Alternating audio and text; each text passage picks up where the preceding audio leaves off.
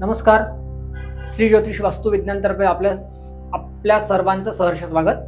मी Mangesh Kulkarni, Austro वास्तू consultant. आम्हाला बऱ्याच वेळेला प्रश्न विचारण्यात येतात की निगेटिव्ह एनर्जी कमी करण्यासाठी उपाय सांगा, थोडक्यात उपाय सांगा, छोटे उपाय सांगा. तर असाच माहितीपूर्ण व्हिडिओ आम्ही या ठिकाणी आज घेऊन आलो आहोत. कित्येक वेळेला घरामध्ये एखाद्या वास्तूमध्ये गेल्यानंतर नैराश्य वाटतं, निगेटिव्ह एनर्जी आपल्याला बघायला मिळते, नको वाटतं त्या ठिकाणी थांबायला.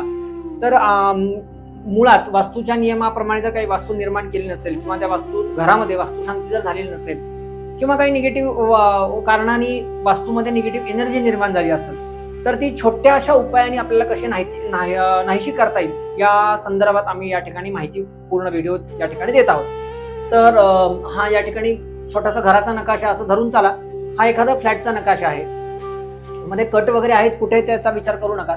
तर निगेटिव्ह एनर्जी असे नको, नैराश्य येतं, डिप्रेशन येतं, मुलं ऐकत नाहीत, असं जर काही संदर्भात वाटत असेल तर छोटासा एक उपाय आहे.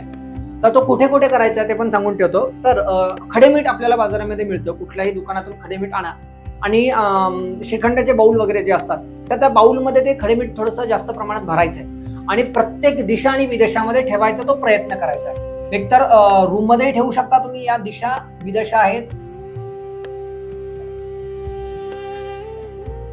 पूर्व, आग्नेय, दक्षिण, नैऋत्य, पश्चिम, वायव्य, उत्तर आणि ईशान्य. शक्य झालं तर ब्रह्मस्थानामध्ये सुद्धा हे त्या बाउलमध्ये 9 बाउल भरून तुम्ही खडेमीठ ठेवू शकता. आणि ते खडेमीठ बदलायचे केव्हा तुम्हाला, तर दर शनिवारी सकाळी हे सगळं खडेमीठ एकत्र करायचंय आणि टॉयलेटमध्ये फ्लश करायचंय. टॉयलेटमध्ये फ्लश केल्यावरती पुन्हा ते खडेमीठ भरायचंय आणि त्या सगळ्या कोपऱ्यामध्ये प्रत्येक रूम मध्ये ठेवा, डायनिंग टेबलच्या खालती ठेवा, तुमच्या बेडच्या खालती ठेवा, कुठेही तुम्ही हे सगळे ठेवू शकता. ज्या ज्या ठिकाणी तुम्हाला निगेटिव्ह, इव्हन टॉयलेट बाथरूम मध्ये सुद्धा तुम्ही हे खडेमीठ ठेवू शकता. आणि दर शनिवारी मात्र हे आठवणीने बदलायचं आहे, नंतर स्नानादी कर्म करायचं आहे. तर हा छोटासा उपाय आहे, हा करून बघा आणि आपल्याला सुद्धा त्याचे काय परिणाम येतील ते आमच्या खालती कमेंट बॉक्समध्ये आम्हाला अवश्य सांगा. वास्तुशास्त्र संदर्भात आपल्याला काही माहिती हवी असेल तर खाली दिलेल्या नंबरवरती आपण संपर्क साधू शकता. धन्यवाद.